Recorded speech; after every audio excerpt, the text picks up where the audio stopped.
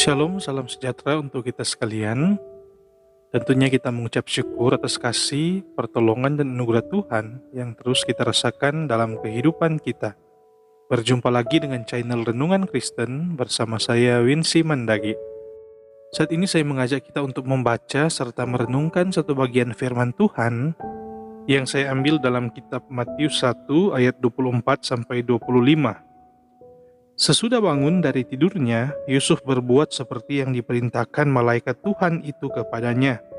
Ia mengambil Maria sebagai istrinya, tetapi tidak bersetubuh dengan dia sampai ia melahirkan anaknya laki-laki dan Yusuf menamakan dia Yesus. Saudaraku yang dikasihi Tuhan, kita semua mengetahui kisah tentang Yusuf dan Maria, di mana Yusuf adalah seorang yang tulus hati yang bertunangan dengan Maria. Tetapi ketika dia mengetahui bahwa Maria sudah mengandung, di saat mereka berdua belum pernah melakukan hubungan suami istri. Tentunya sebagai seorang manusia biasa, Yusuf pun mempunyai rasa kekecewaan. Sampai-sampai ia hendak berencana untuk menceraikan Maria. Kita bisa baca pada ayat yang ke-19 Matius pasal 1. Kita tahu bersama ajaran Yahudi sangat menjaga kekudusan hidup. Sehingga seorang wanita yang hamil di luar nikah, dia akan dapat hukuman dirajam dengan batu sampai mati. Tetapi kita melihat Yusuf, karena ketulusan hatinya, dia menjaga nama baik dari Maria. Dia mempertimbangkan berbagai macam hal sampai Tuhan berfirman kepada Yusuf dalam mimpinya bahwa Maria mengandung dari Roh Kudus dan akan melahirkan anak laki-laki yang akan menjadi Mesias, penebus dosa umat manusia. Karena hal inilah Yusuf taat dan setia atas perintah Tuhan, dan dia pun mengambil Maria untuk menjadi istrinya. Melewati berbagai macam pergumulan dan tantangan sampai Maria melahirkan Mesias, yaitu Yesus Kristus. Nah, saudaraku yang dikasihi Tuhan, dari kisah ini kita dapat mengambil pelajaran tentang kehidupan suami istri yang baik. Kita diajarkan untuk harus memiliki ketulusan hati seperti yang dimiliki oleh Yusuf, sehingga ketika menghadapi suatu pergumulan, permasalahan dalam keluarga, kita tidak akan tergesa-gesa dalam mengambil keputusan. Seperti Yusuf yang tidak tergesa-gesa untuk menceraikan Maria, melainkan kita akan memikirkan berbagai pertimbangan, memandang segala sesuatu masalah dari sudut pandang yang positif, sehingga kita dapat mengambil jalan keluar yang terbaik tanpa mengecewakan orang lain. Kita juga melihat teladan Yusuf yang tidak memandang masa lalu Maria. Dia menerima Maria apa adanya, sehingga mereka berdua saling menguatkan untuk menjalankan misi Tuhan dalam mendatangkan Mesias dari keturunan mereka. Nah, saudaraku, ini pun yang harus kita miliki sebagai satu keluarga Kristen.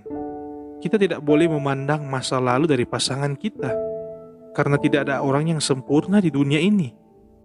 Sehingga apapun yang kita alami dalam kehidupan keluarga kita, siapapun pasangan yang Tuhan berikan bagi kita, kita harus mensyukuri, kita harus memelihara, karena ini adalah titipan Tuhan yang terbaik dalam kehidupan kita. Mungkin di sekitar kita masih banyak orang yang penampilannya lebih menarik dari pasangan kita, lebih sukses dari pasangan kita. Tetapi ingatlah, hanya pasangan kita yang mampu setia dalam kehidupan kita, dalam situasi apapun. Hanya pasangan kita lah yang siap untuk menua bersama-sama dengan kita, dan setia menopang kita, mendoakan kita ketika kita menghadapi masa-masa yang sulit. Mungkin banyak orang yang mau menerima kita di saat kita sukses, tetapi di saat kita terpuruk, hanya pasangan kita lah yang mampu menerima kita. Hanya pasangan kita lah yang mampu untuk berlutut, menangis bersama-sama dengan kita untuk bermohon pengampunan daripada Tuhan. Hanya pasangan kita lah yang sanggup untuk mendoakan kita di setiap saat, di setiap waktu. Sehingga tidak ada alasan lagi untuk kita menilai pasangan kita dari sudut pandang duniawi. Baik masa lalu, status, bahkan pun penampilan dari pasangan kita. Dan sebagaimana Yusuf dan Maria peka terhadap suara Tuhan, taat dan setia akan perintah Tuhan, itulah juga yang harus kita lakukan sebagai keluarga Kristen. Kita harus peka terhadap surat Tuhan, yaitu dorongan-dorongan yang keluar dari hati kita, yang mengarahkan hidup kita pada hal-hal yang positif. Itulah yang harus kita lakukan. Itu adalah surat Tuhan yang muncul dalam hati kita. Kita harus taat dan setia akan semua perintah Tuhan dalam kehidupan keluarga kita, yaitu kita harus selalu berjalan di jalan yang benar, tidak menyimpang ke kanan dan ke kiri, dan selalu menjaga kekudusan hidup keluarga kita. Maka jika Yusuf dan Maria melahirkan seorang juru selamat, yaitu Yesus Kristus Tuhan kita, maka kita pun yang taat dan setia kepada Yesus Kristus pasti akan diselamatkan. Oleh sebab itu saya mengajak kita untuk menjadikan firman Tuhan sebagai landasan hidup keluarga kita. Tetaplah setia untuk menjaga kekudusan hati, pikiran, dan perbuatan kita. Berusaha untuk hidup benar di hadapan Tuhan, karena dalam Amsal 31 ayat 10 berkata, orang benar yang bersih kelakuannya, berbahagialah keturunannya. Amin. Marilah kita berdoa. Terima kasih Bapa di sorga atas kebenaran firman-Mu yang Engkau berikan bagi kami saat ini. Firman-Mu yang boleh mengajarkan kami akan kesetiaan hidup suami istri. Bagaimana kami selalu mensyukuri akan setiap pemberian Tuhan dalam kehidupan keluarga kami. Mungkin di antara kami yang mendengarkan renungan ini, ada yang sedang mengalami pergumulan, permasalahan dalam hubungan suami istri. Mungkin ada yang hubungan suami istri sementara renggang atau sudah di ujung tanduk. Biarlah lewat perenungan ini Bapa, hubungan suami istri kami kembali dipulihkan, dengan kami menyadari dan mensyukuri bahwa pasangan hidup yang Tuhan berikan bagi kami itulah yang terbaik. Ketika kami memandang dari sudut pandang positif, pasti kami akan saling menerima kekurangan kami.